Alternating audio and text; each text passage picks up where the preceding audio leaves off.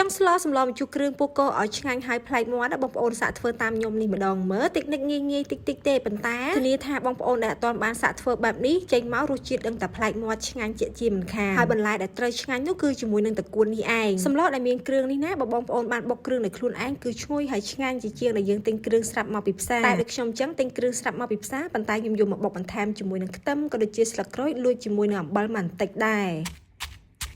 ធ្វើបែបនេះងាយហើយក៏លឿនដែរព្រោះថាមានបងប្អូនចុងភៅខ្លះគាត់រវល់អីចឹងទៅគាត់អត់មានពេលបុកគ្រឿងស្រាប់អញ្ចឹងមានតែធ្វើដូចខ្ញុំចឹងមកសំបីតែខ្ទិះដូងនេះក៏ខ្ញុំទិញមកពីផ្សារស្រាប់ដែរប៉ុន្តែខ្ទិះដែលគេបានពូតចេញពីសាច់ដូងស្រាប់ពូកោដែលខ្ញុំយកមកធ្វើថ្ងៃហ្នឹងគឺយកផ្នែក100ស្តប់ពូខ្មៅនេះបងប្អូនប៉ុន្តែយកមកដល់ខ្ញុំបានយកទៅស្រុះវាម្សារួចរាល់ហើយប៉ុន្តែវាមិនទាន់ឆ្អិននិងមិនទាន់ផុយល្អទេខ្ញុំគ្រាន់តែស្រុះវាឲ្យអស់ជាមួយនឹងក្លិនឆ្អាបរបស់ពូកោក៏ដូចជាកោសជាមួយនឹងស្តប់ខ្មៅនឹងចេញខ្លះដែរចង់កោសវាចេញឲ្យអស់ក៏បានដែរប៉ុន្តែដោយសារតែខ្ញុំចង់ឲ្យវាមានចាប់ខ្មៅបន្តិចអញ្ចឹងក៏ខ្ញុំទុកទៅសាច់ពូកោគឺស្វិតចឹងគួរតែប្រើជាមួយនឹងឆ្នាំងក្រាស់ដើម្បីចម្អិនប្រេងក្តៅចាក់ជាមួយនឹងគ្រឿងក៏ដូចជាប្រហុកម្ទេសក្រៀមនឹងចូលទៅកូររំលីងចូលគ្នា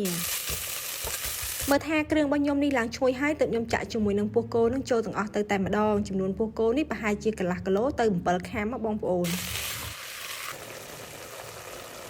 ទឹកប្រៃរបស់ពូកោចាប់ផ្ដើមរីងបដាទើបខ្ញុំថែមជាមួយនឹងម្ជូរចូលទៅឲ្យហើយថែមជាមួយនឹងគ្រឿងទេសស្ករអំបិលប៊ីចេងនឹងតាមចំណង់ចំណូលចិត្តរៀងខ្លួនអញ្ចឹងមកដោយសារតែរដូវនេះសបោកសាំងអញ្ចឹងខ្ញុំប្រើជាមួយនឹងម្ជូរកសាំងពូកោនេះវាសាច់ស្វិតមែនតើម្ល៉េះហើយខ្ញុំដាក់ម្ជូរជាមួយនឹងគ្រឿងទេសចូលឲ្យហើយដើម្បីជំរុញឲ្យពូកោរបស់ខ្ញុំនេះគឺឆាប់ឆ្អិនបានល្អនិងឆាប់ផុយដែរ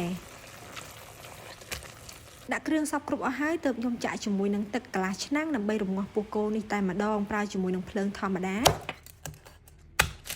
សម្រាប់បងប្អូនណាដឹងទេតែសម្រាប់ខ្ញុំនេះមួយចូលចិត្តតកួនលេខ1មិនថាស្លជាមួយពូកោឬក៏សាច់គោទេខ្ញុំប្រើតែជាមួយតកួននេះឯងប៉ុន្តែបើបងជាមួយនឹងត្រប់អីក៏បានដែរគឺអាស្រ័យទៅលើចំណង់ចំណូលចិត្តរបស់យើងម្នាក់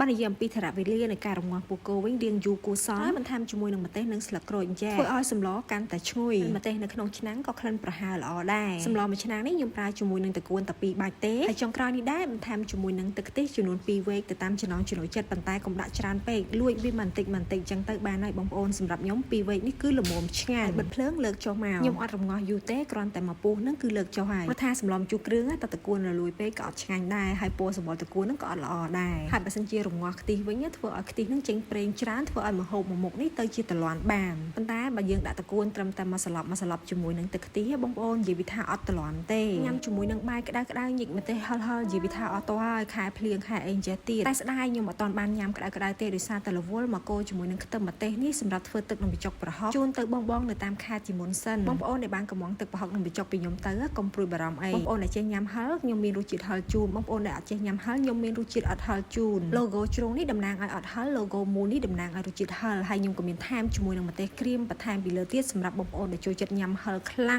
ងរាល់ម្ទេសរាល់ទឹកប្រហុកទាំងអស់សិតតែខ្ញុំធ្វើដោយដៃខ្លួនឯងទាំងអស់គឺអត់មានទិញគេទេបងប្អូនទិញតែគ្រឿងទេសមួយចំនួនទេបាននិយាយអំពីសម្បកកំប៉ុងវិញក្រាស់ស្វិតរឹងមាំជូនបងប្អូនតែម្ដងមិនថាបងប្អូននៅខេត្តជិតឬខេត្តឆ្ងាយទេអាចផ្សាយជូនបងប្អូនគ្រប់25ខេត្តក្រុងតែម្ដងអរគុណសម្រាប់ការគាំទ្រនិងទស្សនាជាមួយវីដេអូឃ្លីបមួយនេះ